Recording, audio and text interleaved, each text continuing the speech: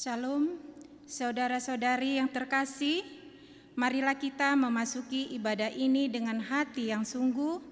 Kita bersaat teduh dan berdoa di dalam hati kita masing-masing. Kita berdoa.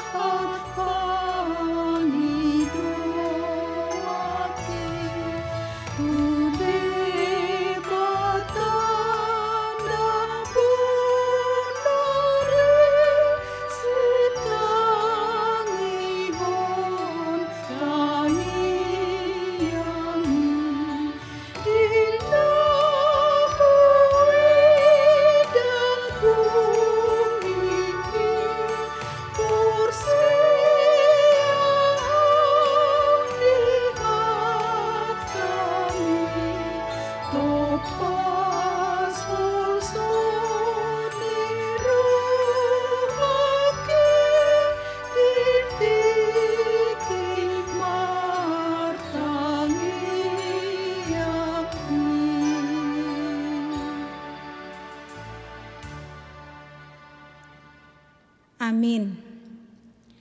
Saudara-saudari yang terkasih, terpujilah Tuhan yang senantiasa memberkati kita, sehingga Ia memanggil kita untuk bersekutu bersama mensyukuri segala berkat-Nya dan menuntun kita supaya hidup benar di mata Tuhan. Dengan sukacita kita puji nama-Nya dengan bernyanyi dari buku ND HKBP nomor 385 ayat 1 dan 2 di Jouhon Yesus Roh.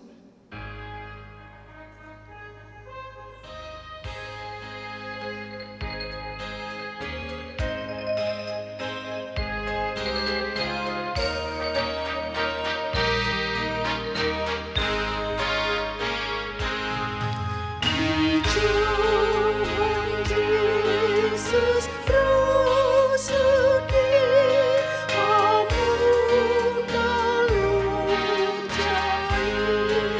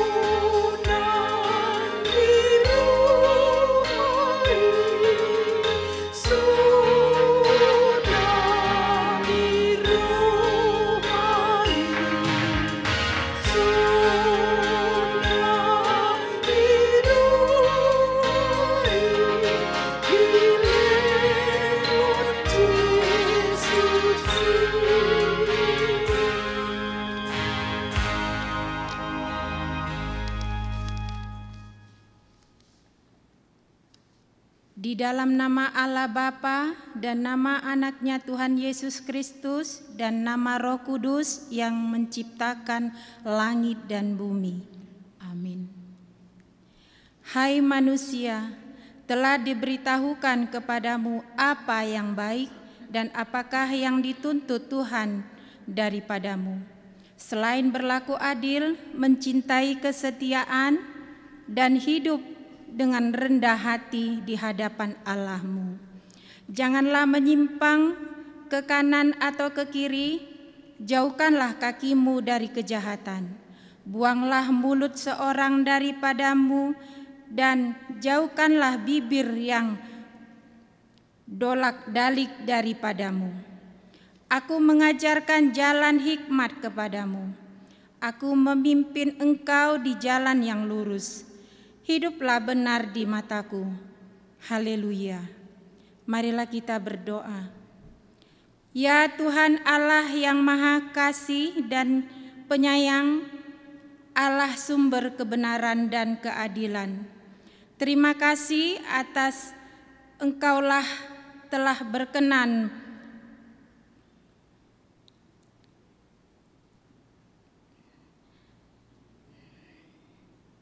Terima kasih atas kebenaran hidup yang Engkau karuniakan pada kami.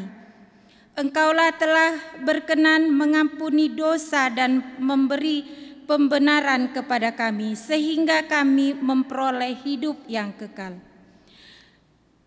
Berikanlah kami kekuatan dengan pertolongan Roh-Mu di dalam perjuangan hidup di dunia ini, agar kami dimampukan untuk mempertahankan kebenaran. Kiranya kami senantiasa berpegang pada firman-Mu dalam menghadapi musuh-musuh kami, sehingga kami dapat melakukan kedamaian dan kebenaran itu. Jaga dan kuatkanlah kami di dalam nama Kristus Yesus Tuhan kami. Amin. Amin.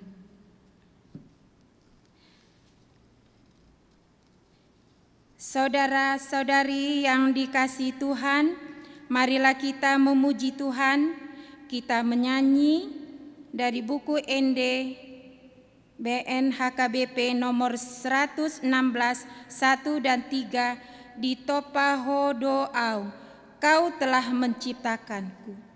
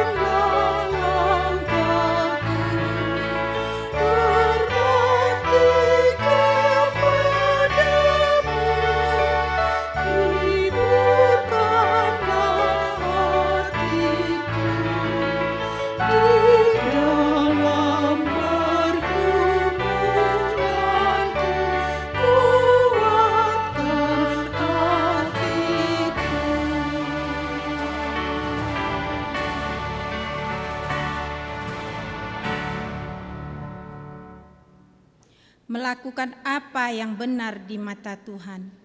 Jemaat yang dikasihi Tuhan, firman Tuhan mengatakan, karena kasih karunia Allah yang menyelamatkan semua manusia sudah nyata. Ia mendidik kita supaya kita meninggalkan kefasikan dan keinginan-keinginan duniawi, dan supaya kita hidup bijaksana, adil, dan beribadah di dalam dunia sekarang ini.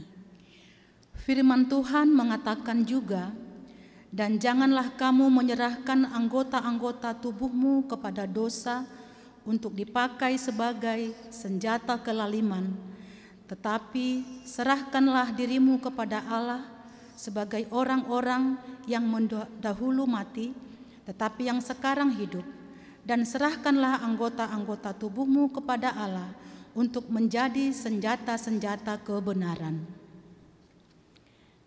Oleh karena itu, jauhilah yang jahat dan lakukanlah yang baik. Carilah perdamaian dan berusahalah mendapatkannya. Ingatlah, Tuhan itu baik dan benar. Sebab itu Ia menunjukkan jalan kepada orang yang sesat. Ia membimbing orang-orang yang rendah hati menurut hukum, dan Ia mengajarkan jalannya kepada orang-orang yang rendah hati. Ya Tuhan, bawalah aku berjalan dalam kebenaran-Mu dan ajarlah aku, sebab Engkaulah Allah yang menyelamatkan aku. Engkau ku nanti-nantikan sepanjang hari. Dengan segenap hatiku aku mencari Engkau. Janganlah biarkan aku menyimpang dari perintah-perintah-Mu. Beginilah firman Tuhan semesta alam. Laksanakanlah hukum yang benar dan tunjukkanlah kesetiaan dan kasih sayang kepada masing-masing. Janganlah menindas janda dan anak yatim, orang asing dan orang miskin, dan janganlah merancang kejahatan dalam hatimu terhadap masing-masing. Berlakulah dengan tidak bercela, yang melakukan apa yang adil dan yang mengatakan kebenaran dengan segenap hatinya, yang tidak menyebarkan fitnah dengan lidahnya, yang tidak berbuat jahat terhadap temannya, dan yang tidak menimpakan cela kepada tetangganya, yang senantiasa mencintai kedamaian dan senantiasa mengusahakannya. Sebab lebih baik yang sedikit pada orang benar daripada yang berlimpah-limpah pada orang fasik. Sebab lengan orang-orang fasik dipatahkan, tetapi Tuhan menopang orang-orang benar. Apabila orang benar itu berseru, maka Tuhan mendengar. Apabila orang benar itu ditimpa kemalangan, Tuhan melepaskan dia dari semuanya itu. Berbahagialah orang yang mendengar firman Tuhan serta memeliharanya. Amin. Saudara-saudari yang dikasihi Tuhan, kita adalah orang-orang yang berbahagia ketika kita hidup dalam kebenaran Tuhan. Sebelum kita naikkan doa permohonan kita bernyanyi dari buku ND HKBP nomor 229 ayat 1 sampai 2. Sai martua do sudena, berbahagialah mereka.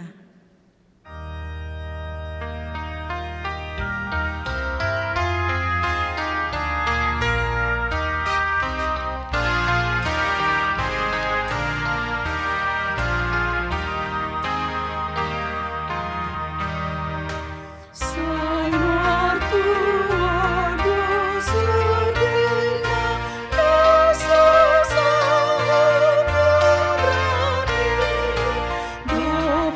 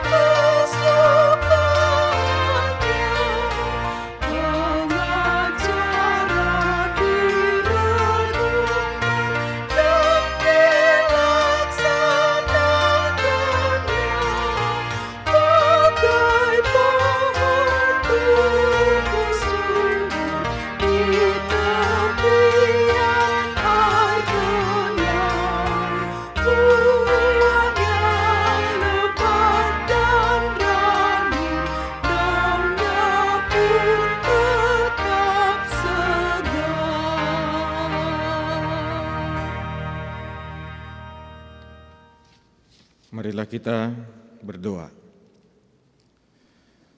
Bapa kami yang bertahta dalam kerajaan sorga,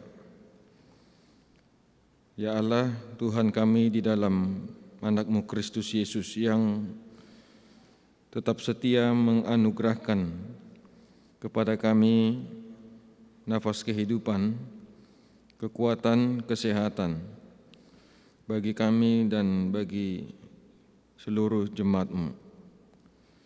Tuhan, kami bersyukur karena kami masih diperkenankan untuk datang dalam hadirat Tuhan lewat ibadah keluarga pertanyaan yang kami laksanakan pada hari ini. Semua itu kami lakukan Tuhan sebagai bentuk ucapan syukur, karena tidak ada yang bisa kami berikan untuk membalaskan kebaikan Tuhan selain pujian, ucapan syukur, nyanyian, dan doa kami. Permohonan kami yaitu Tuhan, kiranya Tuhan berkenan menerima ibadah ini. Tuhan berkenan menerima setiap pelayanan yang kami berikan. Kami juga berdoa supaya Tuhan yang senantiasa memberkati seluruh para pelayan gereja-Mu, pelayan penuh waktu, para majelis, para pelayan tahbisan non-tahbisan, para pelayan multimedia juga, yang sudah sangat berjuang di tengah-tengah pandemi, melakukan ibadah secara online, agar Tuhan yang senantiasa memberikan kami kesehatan dan memberikan berkat bagi kami. Bapa di dalam sorga, kami juga mengucapkan banyak terima kasih karena Tuhan masih memberikan kami waktu untuk berkumpul bersama keluarga. Kami dapat menikmati kebersamaan dengan orang-orang yang kami kasihi. Tuhan yang memberkati setiap aktivitas jemaat-Mu. Apapun yang menjadi tugas dan tanggung jawab kami, baik dalam pekerjaan, baik dalam pelayanan, kiranya itu semua boleh terlaksana dengan baik seturut dengan kehendak Tuhan. Terlepas dari semua berkat yang Tuhan berikan, tentunya Tuhan juga mengetahui apa yang terjadi dalam kehidupan kami. Setiap persoalan dan berbagai pergumulan, pastinya Tuhan kami juga alami itu. Kami sungguh menyadari bahwa sering kami lupa mengucap syukur. Kami terkadang melakukan hal yang Tuhan tidak kehendaki untuk kami lakukan, sehingga semuanya itu mendatangkan murka atas kami, mendatangkan kekecewaan bagi Tuhan. Maka dari itu Tuhan, kiranya Engkau berkenan mengampuni setiap dosa dan kesalahan kami. Tuhan senantiasa memberikan Roh-Mu agar kami dapat berjalan di jalan Tuhan. Bapa dalam sorga, setiap pergumulan yang jemaat-Mu alami, kiranya hanya Tuhan yang menjadi tempat kami mengadu. Di dalam Tuhan ada solusi, ada kenyamanan, ada ketentraman, ada jalan keluar yang baik. Kami juga berdoa bagi jemaat-Mu yang masih dalam keadaan sakit. Tuhan yang kami percaya menjadi sumber kesembuhan. Tuhan yang berikan mereka semangat dalam melawan setiap penyakit yang mereka alami, agar mereka dapat segera sembuh di waktu yang akan datang. Bapa di dalam sorga, kami berdoa juga bagi jemaat-Mu yang sedang berduka dan yang sedang merindukan pekerjaan, pasangan, merindukan anak di tengah-tengah keluarga.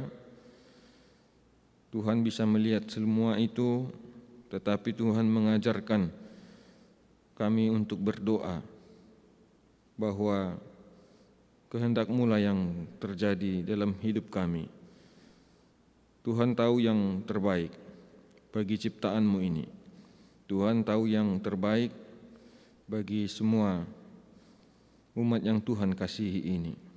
Bapa dalam sorga, kami berdoa juga bagi seluruh orang tua agar menjadi orang tua yang tetap bertanggung jawab bagi keluarga. Engkau berkati pekerjaannya,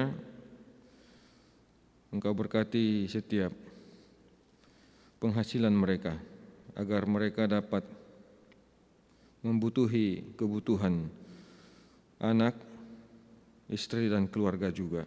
Bagi anak-anak juga Tuhan, kami berdoa bagi mereka, agar menjadi anak-anak yang tetap semangat dalam belajar dan menggapai setiap impiannya. Tuhan berkati juga jemaat-Mu yang sudah lanjut usia, agar di masa tuanya ia tetap berpengharapan di dalam Tuhan, diberikan kesehatan, panjang umur Tuhan, dan selalu bersyukur di setiap berkat yang Tuhan berikan. Bapa dalam sorga, sebentar juga kami akan memberikan persembahan kami. Tuhan yang tidak melihat berapa yang kami berikan, tetapi kami berikan itu secara tulus dari hati kami, Tuhan. Biarlah persembahan ini dapat dipakai oleh gereja-Mu menjadi sebagai pendukung dalam setiap program dan pelayanan, semuanya untuk kemuliaan nama Tuhan. Dan kami juga akan menerima firman-Mu yang disampaikan hamba-Mu. Tuhan berkati hamba-Mu, berkati juga kami yang mendengarkan, kami boleh mengerti dan kami dimampukan menjadi pelaku-pelaku firman. Inilah doa dan permohonan kami Tuhan. Dosa dan kesalahan kami, anugerah Tuhan yang selalu mengampuni kami. Terimalah pujian kami, terimalah doa kami, terimalah permohonan kami. Di dalam Kristus Yesus kami berdoa dan mengucap syukur. Amin. Jemaat yang dikasihi Tuhan, firman Tuhan adalah makanan rohani bagi kita yang berguna, memberikan hikmat dan menuntun kita kepada kebenaran Tuhan. Mari mempersiapkan hati kita untuk mendengarkan firman Tuhan. Kita bernyanyi dari Kidung Jemaat nomor 58 ayat 1 dan 2, Maha Kasih yang Ilahi.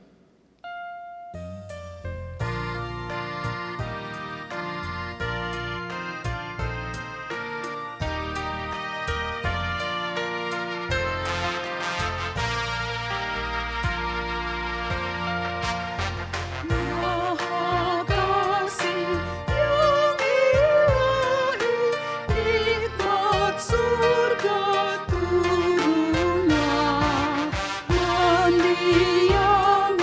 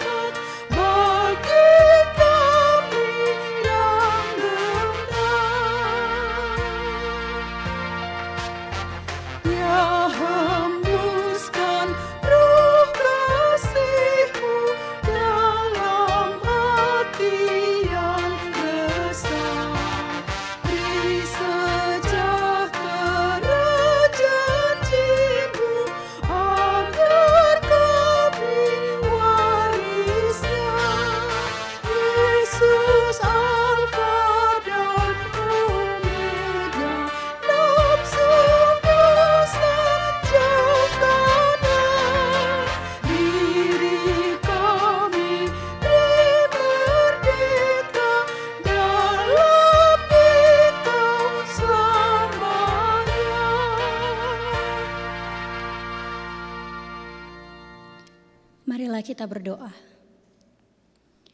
Ya Tuhan Allah pencipta dan pemelihara kehidupan kami, terpujilah Engkau Tuhan, karena anugerah dan kasih setiamu yang senantiasa melimpah di dalam kehidupan kami.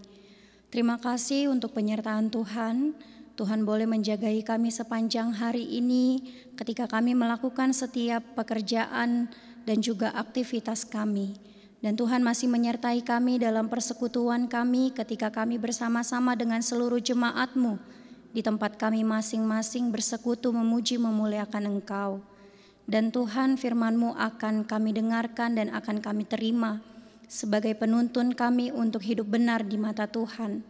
Kuasailah hati dan pikiran kami Tuhan dengan pertolongan Roh Kudus, supaya kami dikuatkan untuk percaya akan firman-Mu dan kami diteguhkan untuk melakukan firman Tuhan di dalam kehidupan kami. Berfirmanlah Engkau ya Tuhan melalui hamba-Mu, sebab umat-Mu telah bersedia untuk mendengarkannya. Amin. Shalom. Selamat malam Bapak Ibu Saudara-saudari yang dikasihi Tuhan, Jemaat HKBP Rumbai yang pada malam hari ini beribadah di rumah masing-masing. Bapak Ibu Saudara-saudari, firman Tuhan dalam ibadah pertangyangan kita hari ini tertulis dari surat Paulus kepada jemaat di Roma pasal 12 ayat 17 sampai 21.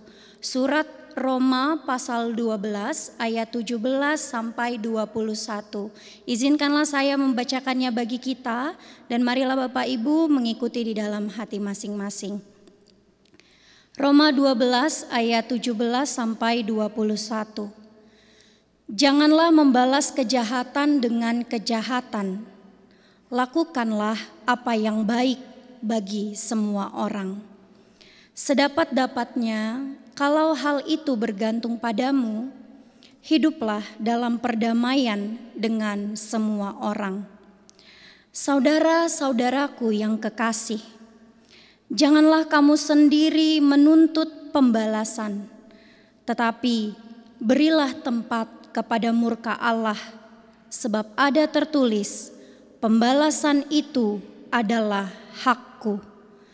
Akulah yang akan menuntut pembalasan, firman Tuhan. Tetapi jika seterumu lapar, berilah dia makan. Jika ia haus, berilah dia minum. Dengan berbuat demikian, kamu menumpukan bara api di atas kepalanya. Janganlah kamu kalah terhadap kejahatan, tetapi kalahkanlah kejahatan dengan kebaikan. Demikian firman Tuhan. Jemaat yang dikasihi oleh Tuhan Yesus Kristus, siapa dari kita yang ingin mendapatkan sesuatu yang jahat di dalam hidupnya? Tentu kita tidak mau ada orang jahat atau bahkan suatu hal yang jahat menimpa kehidupan kita. Tetapi pernahkah kita dijahati? Tentu mungkin kita pernah dijahati. Baik itu oleh orang terdekat kita atau bahkan orang yang tidak mengenal kita. Tetapi Bapak Ibu Saudara-saudari yang dikasihi Tuhan, untuk menghadapi kejahatan, ternyata manusia sering sekali membangun konsep tabur tuai di dalam hidupnya.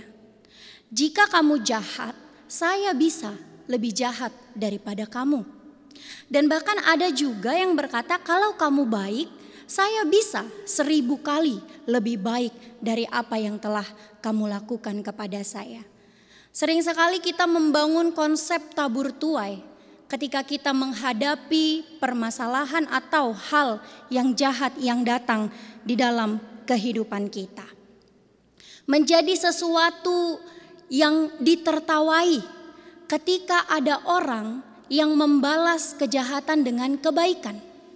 Orang sering berkata, mengapa kamu mau melakukan itu? Na otodoho moloawi bah ngalobisiani hubain.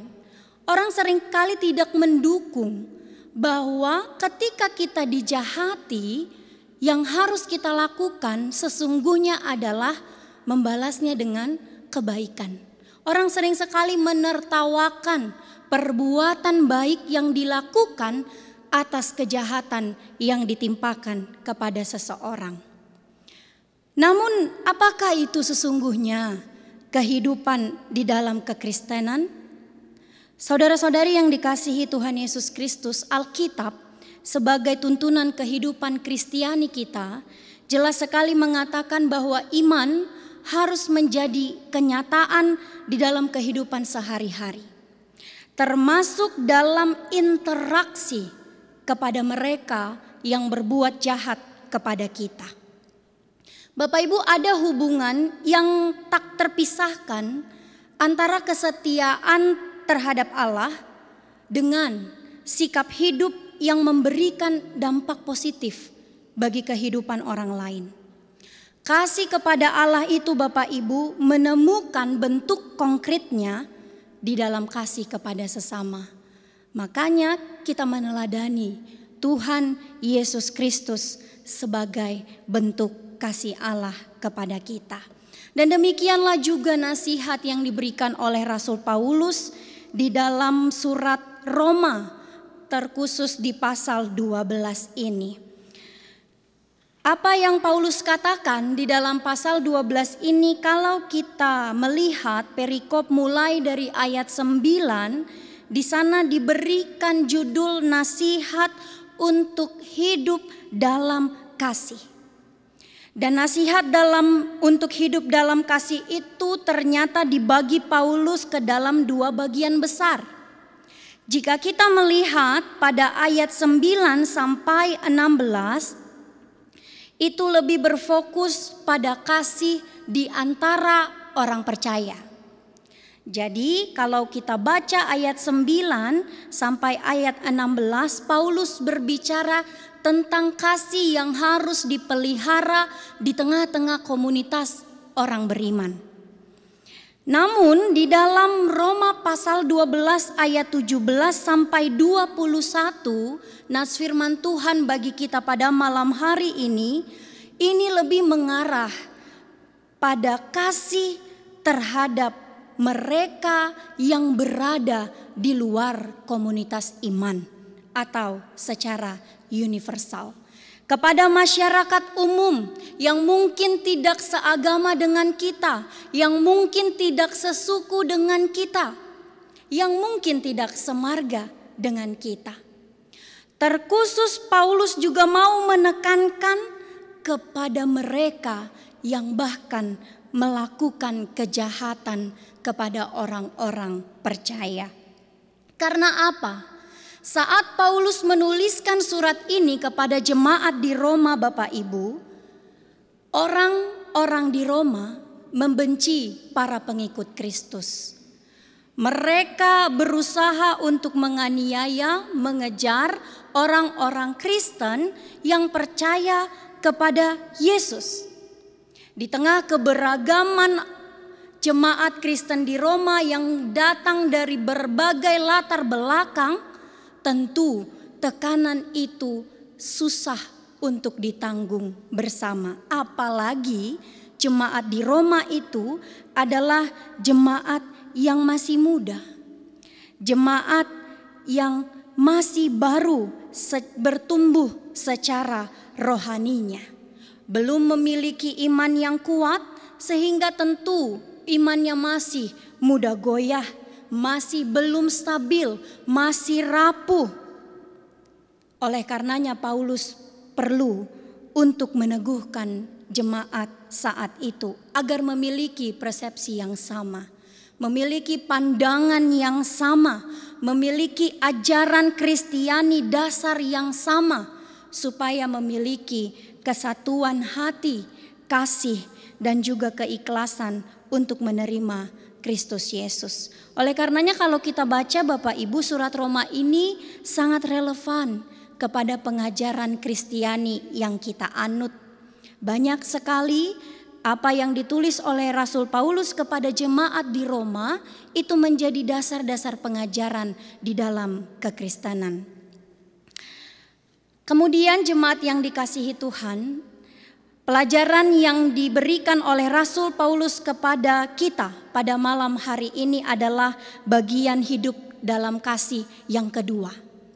Bagaimana orang percaya, orang Kristen bisa melakukan kasih secara universal kepada orang-orang yang bahkan juga jahat kepadanya. Ada 3 bagian besar yang diberikan oleh Rasul Paulus menjadi tuntunan pengajaran kepada kita sebagai orang benar di mata Tuhan. Sudah jelas dari awal kita paham dan tahu kita adalah orang-orang yang telah dibenarkan di dalam darah Kristus. Kita adalah orang-orang yang telah dibenarkan di dalam iman. Kita bisa baca itu di Roma pasal 3. Lalu bagaimana sikap hidup orang-orang supaya menjadi benar di mata Tuhan? Maka kepada kita yang pertama diberikan.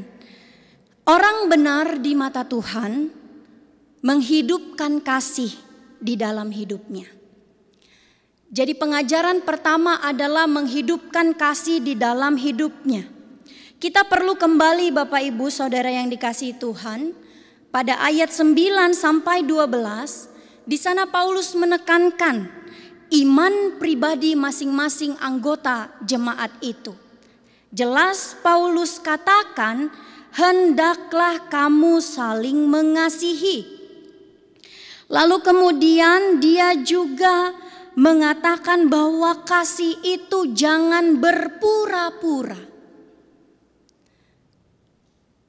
Untuk memahami bagaimana cara mengasihi orang yang berada di luar komunitas iman kita, jika tidak terlebih dahulu kita pahami konsep kasih, maka mengasihi orang yang jahat kepada kita itu adalah suatu kemustahilan. Oleh karenanya penting bagi kita untuk memahami bahwa iman orang Kristen itu harus diikuti dengan kasih yang tidak pura-pura. Kasih yang tidak berpura-pura itu mengarah pada ketidakmunafikan. Jadi jika kita pura-pura mengasihi seseorang, maka kita juga sedang hidup dalam kemunafikan. Tetapi sebaliknya, jika kasih yang kita berikan secara tulus ikhlas, itulah yang kita teladani dari Tuhan Yesus Kristus. Kemudian kasih yang tidak pura-pura itu akan diikuti oleh sikap kerajinan yang tidak kendor. Kerajinan yang tidak kendor itu maksudnya adalah apapun keadaannya, apapun kondisinya, siapapun orangnya, kapanpun waktunya, orang yang memiliki kasih itu pasti tidak kompromi. Dia tetap akan mempertahankan hidupnya sebagai orang yang memiliki kasih. Karena jika kita lihat di dalam ayat 11, ia membiarkan roh Allah menyala-nyala dalam hidupnya. Orang yang mau bertahan dalam kasih yang tidak pura-pura itu senantiasa percaya bahwa dalam segala sesuatu Allah juga turut bekerja untuk mendatangkan kebaikan bagi mereka yang mengasihi Dia. Sehingga apa yang Paulus katakan di dalam ayat 17 pada firman Tuhan malam hari ini, jemaat yang dikasihi Tuhan, bukan lagi sebagai sesuatu yang mustahil, bukan lagi sebagai suatu pengajaran yang berat.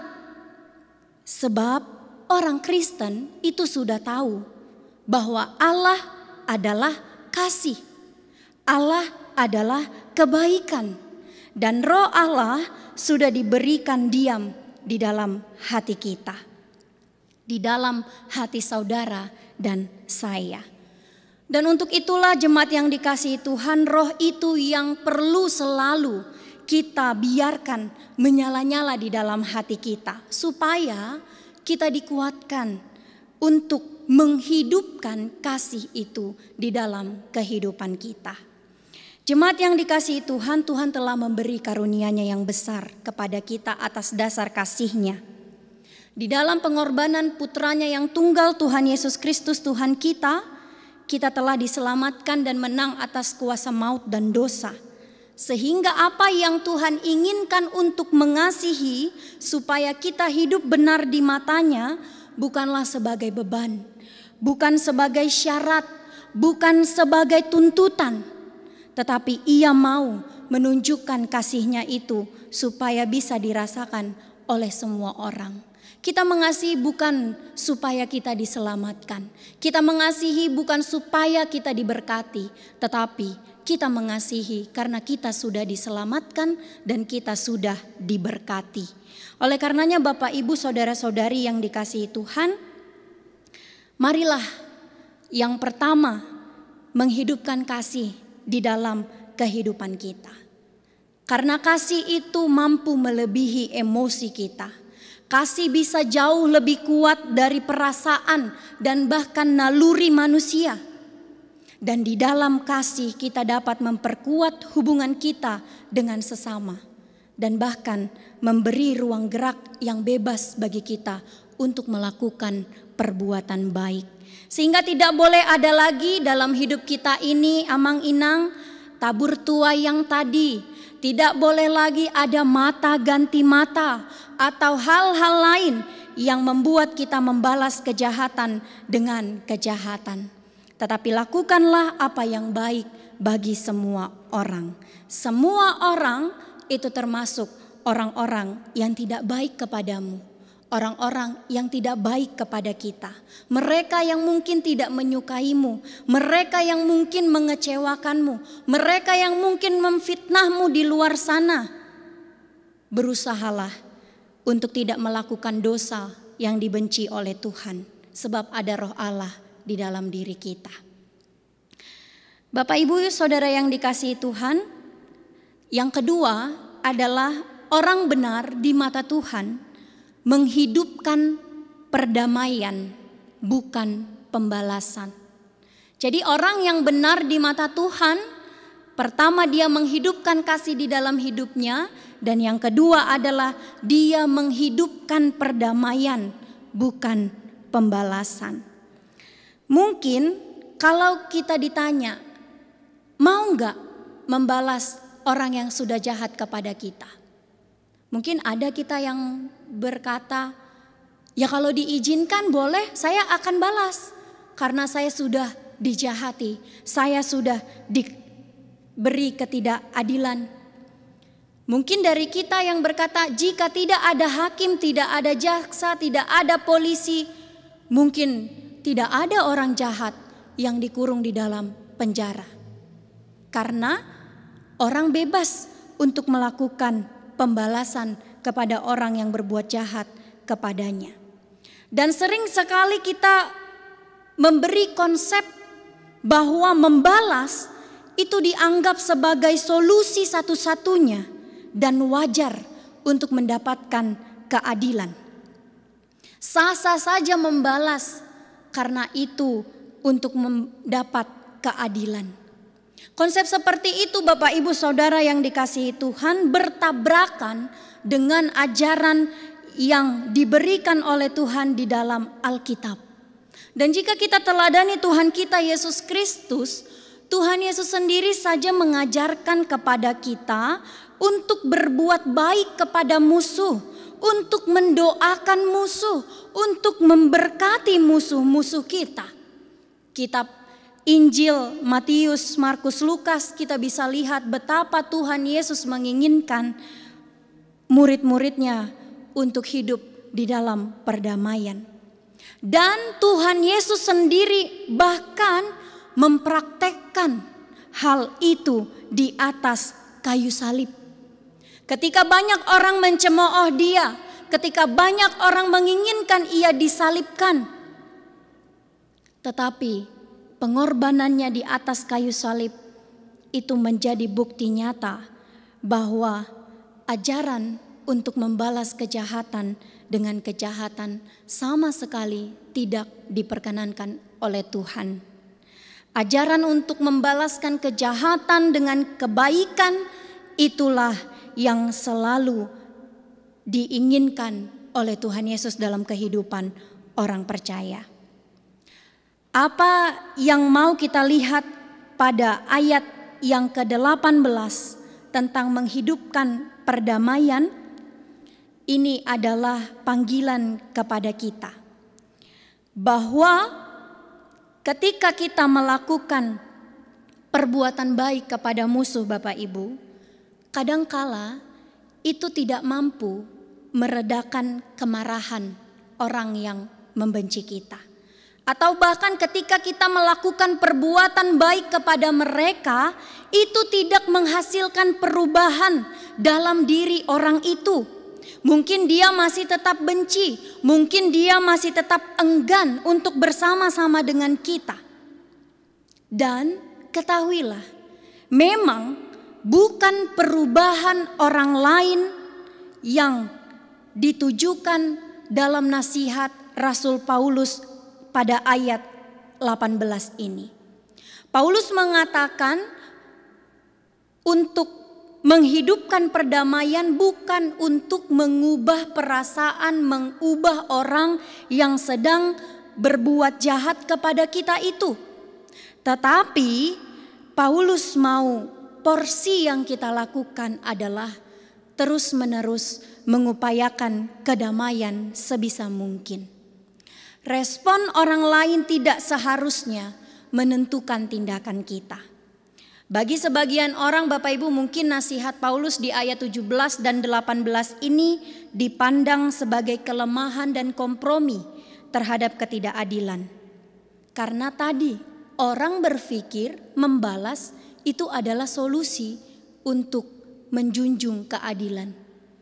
Tapi yang mau Rasul Paulus inginkan dari kita adalah teruslah upayakan kedamaian itu.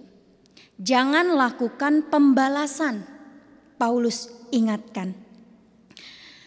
Apa yang Paulus katakan tentang jangan membalas, ia mengambil kutipan dari perjanjian lama, di mana yang tertulis dalam Ulangan 32 ayat 35, di sana Paulus katakan bahwa agen pembalasan bukanlah manusia, tetapi Allah. Murka Allah akan turun atas mereka yang berbuat jahat. Ini bukan sekedar harapan Bapak Ibu, melainkan kebenaran firman Tuhan. Hukuman dari Tuhan itu akan diberikan kepada mereka yang berbuat jahat. Maka jangan datang dari kita sebagai orang-orang yang mengklaim bahwa kita layak untuk membalas perbuatan jahat kepada orang lain. Karena pembalasan yang dilakukan manusia sering sekali tidak dilandasi oleh kasih. Hanya Allah yang mampu melakukan penghukuman dengan penuh kasih. Karena ketika manusia yang menuntut keadilan dengan melakukan pembalasan, justru yang muncul adalah ketidakadilan. Kenyataan mengungkapkan bahwa pembalasan sering sekali lebih kejam daripada kejahatan yang awal. Seperti yang saya katakan tadi, jika kamu jahat, saya bisa lebih jahat dari kamu.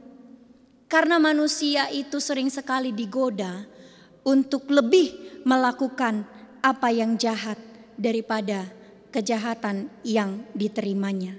Oleh karenanya, yang berhak melakukan pembalasan hanyalah Allah. Lalu yang kedua, Bapak Ibu saudara-saudari yang dikasihi Tuhan Yesus Kristus, orang benar di mata Tuhan yaitu mereka yang menghidupkan kebaikan yang mampu mengalahkan kejahatan. Menghidupkan kebaikan Bapak Ibu ternyata mampu mengalahkan kejahatan. Untuk semakin memperjelas ajaran tentang kasih dan kebaikan, Paulus mengajarkan untuk berbuatlah baik kepada musuhmu.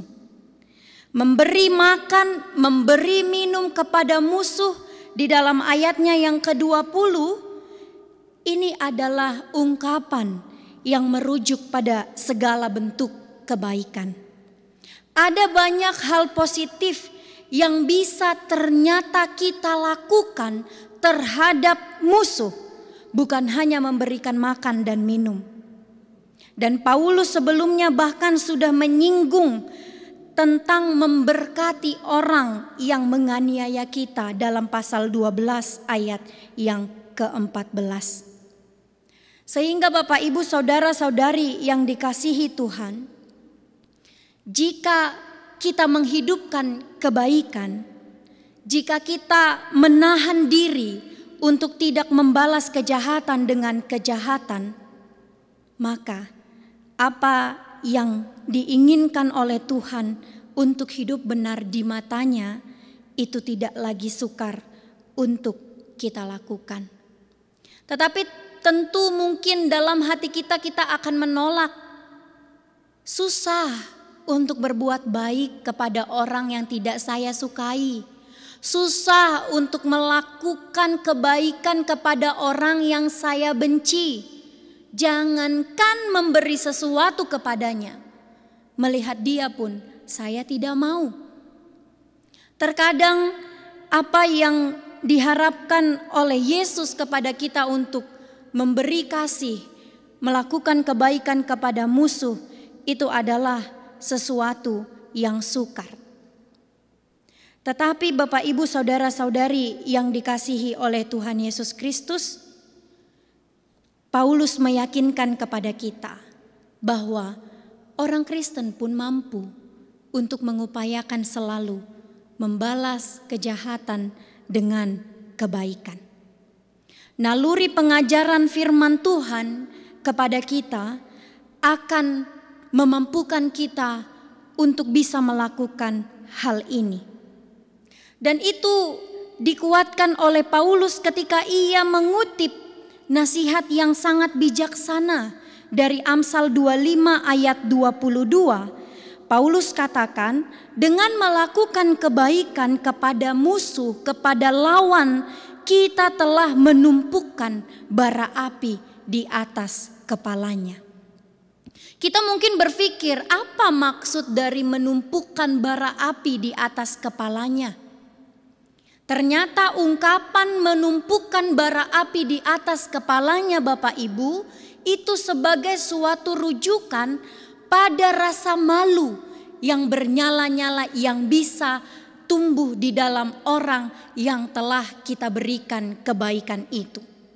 Dengan terus-menerus berbuat baik kepada musuh, kita menambah rasa malu mereka, sehingga pada akhirnya mereka bisa menyesal, mereka bisa luluh karena telah mengeraskan hatinya, karena telah berbuat jahat kepada orang yang baik. Makanya ada ungkapan, satu musuh itu terlalu banyak, 1000 teman itu kurang. Jadi jangan sampai kita merasa bangga ada orang yang menjadi musuh kita. Kita merasa bangga bahwa kita tidak bertegur sapa dengannya, tidak mau berbuat baik kepadanya. Ingatlah apa yang Paulus katakan di dalam ayat 20 ini. Terus-meneruslah berbuat baik kepada musuh kita. Dan bara api juga sering dilambangkan sebagai penghukuman ilahi yang daripada Allah. Api yang menggambarkan hukuman dari Allah itu mengingatkan kepada kita kembali kepada ayat 19. Bukan kita yang berhak untuk mendatangkan pembalasan kepada orang yang berbuat jahat kepada kita. Oleh karenanya jemaat yang dikasihi Tuhan Yesus, pengajaran Rasul Paulus yang diberikan kepada kita ini, etika hidup orang Kristen haruslah jauh melampaui dari standarisasi etika hidup dunia ini. Kita sebagai orang Kristen harus mampu jauh melampaui dari apa yang distandarkan oleh dunia ini. Dan kita diyakinkan bahwa kita mampu untuk melakukannya. Tuhan Yesus sendiri mengatakan di dalam Lukas 6 ayat 33, sebab jikalau kamu berbuat baik kepada orang yang berbuat baik kepadamu, apakah jasamu?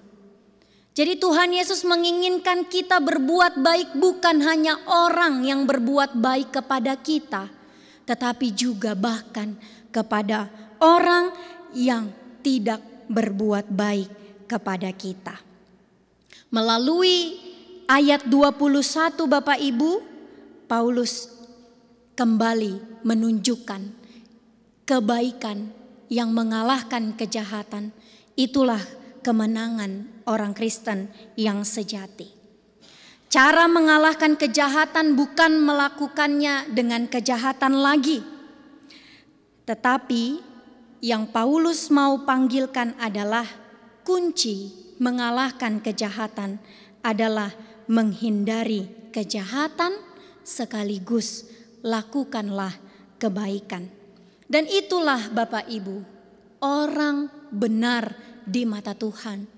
Panggilan pemazmur dalam khotbah hari Minggu yang lalu memanggil kita bagaimana orang-orang yang takut akan Tuhan senantiasa mencintai perdamaian, senantiasa melakukan kebaikan dan menjauhkan kejahatan. Maka apa yang Paulus mau dalam Roma 12 ayat 17 sampai 21 ini menguatkan kita bahwa orang percaya harus mengalahkan kejahatan dengan kebaikan. Kiranya Tuhan Allah akan menguatkan kita agar kita menjadi orang-orang benar di matanya dengan mencintai kebaikan. Amin, kita berdoa. Ya Tuhan Allah, terpujilah Engkau atas segala rahmat-Mu dalam hidup kami. Terima kasih untuk firman-Mu yang telah Engkau tuai ke dalam hati kami Tuhan. Tuhan memanggil kami untuk senantiasa hidup dalam kebenaran Tuhan. Tuhan mau kami sebagai orang-orang yang telah Tuhan benarkan di dalam iman melalui pengorbanan Putra-Mu Tuhan Yesus Kristus. Senantiasa kami nyatakan dalam hidup kami. Biarlah Tuhan kuatkan kami agar kami hidup benar di mata Tuhan. Kami boleh senantiasa menghidupkan kasih dalam kehidupan kami. Kami senantiasa menghidupkan perdamaian dan bukan pembalasan. Dan kami senantiasa menghidupkan perbuatan baik yang mampu mengalahkan kejahatan. Kami percaya Tuhan, firman Tuhan yang Tuhan beri bagi kami, ini bukanlah sesuatu kemustahilan. Ini bukanlah sesuatu yang berat, karena Tuhan telah memberikan kepada kami roh Tuhan untuk menguasai hati dan pikiran kami, meneguhkan dan menguatkan kami untuk mampu melakukan firman Tuhan di dalam kehidupan kami. Maka kami mau menyerahkan hidup kami ke dalam tangan-Mu Tuhan. Biarlah Tuhan saja yang memiliki kehidupan kami, Tuhan saja yang mengajari kami agar kami menjadi orang yang benar di mata Tuhan. Ya Tuhan kami yang maha baik, berkatilah seluruh jemaat-Mu, mereka yang masih anak-anak sampai orang tua kami yang sudah lanjut usianya. Jagai dan peliharalah hidup mereka Tuhan, supaya dalam kehidupan mereka senantiasa berjalan dalam kehendak Tuhan. Ketika kami akan merebahkan diri kami untuk beristirahat, kepadamu lah kami serahkan nyawa kami. Biarlah Tuhan yang akan menjauhkan segala mara dan bahaya dari hadapan kami. Tuhan yang akan melindungi kami dari segala malapetaka dan niat-niat kejahatan yang mengganggu kedamaian kami.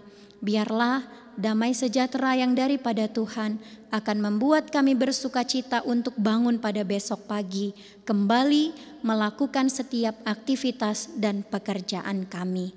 Terima kasih Tuhan, Engkau yang telah memberi pengampunan atas dosa dan keselamatan kami, senantiasa membuat kami layak untuk memuji dan memuliakan nama-Mu. Di dalam nama Putra-Mu Tuhan Yesus Kristus, kami berdoa dan mengucap syukur. Amin. Jemaat yang dikasihi Tuhan, kita telah mendengarkan firman Tuhan yang menuntun kita untuk hidup benar di mata Tuhan dengan senantiasa melakukan apa yang baik bagi semua orang.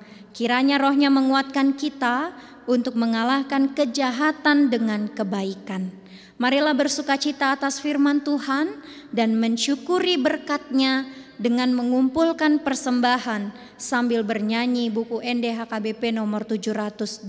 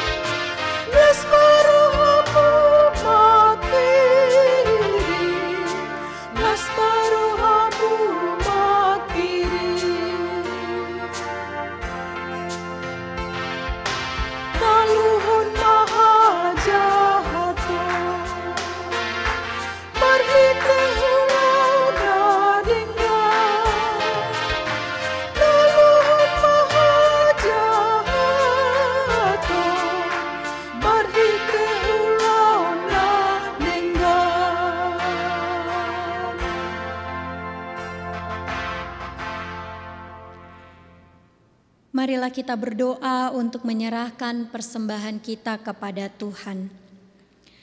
Ya Allah Bapa kami yang di surga, kami mengaku bahwa Tuhan adalah sumber dari segala karunia yang melimpah dalam kehidupan kami masing-masing. Sebahagian daripada karunia itu kami serahkan kembali sebagai persembahan kepada Tuhan. Terimalah dan berkatilah persembahan umat-Mu ini, agar dapat kami pergunakan untuk pekerjaan dan pelayanan kerajaan Tuhan di dunia ini. Bukalah hati kami untuk mengenal betapa banyak berkat dan karunia yang kami peroleh dari Tuhan, supaya kami senantiasa bersyukur kepadamu di dalam nama Yesus Kristus Tuhan kami. Amin. Marilah kita bersama-sama berdoa di dalam doa Bapa kami. Bapa kami yang di surga, dikuduskanlah namamu, datanglah kerajaan-Mu, jadilah kehendak-Mu di bumi seperti di surga. Berikanlah kami pada hari ini makanan kami yang secukupnya, dan ampunilah kami akan kesalahan kami seperti kami juga telah mengampuni orang yang bersalah kepada kami. Dan janganlah membawa kami ke dalam percobaan, tetapi lepaskanlah kami daripada yang jahat. Karena Engkaulah yang empunya kerajaan dan kekuasaan dan kemuliaan sampai selama-lamanya. Amin. Anugerah Tuhan kita Yesus Kristus, kasih setia Allah Bapa, dan persekutuan Roh Kudus kiranya menyertai kita sekalian.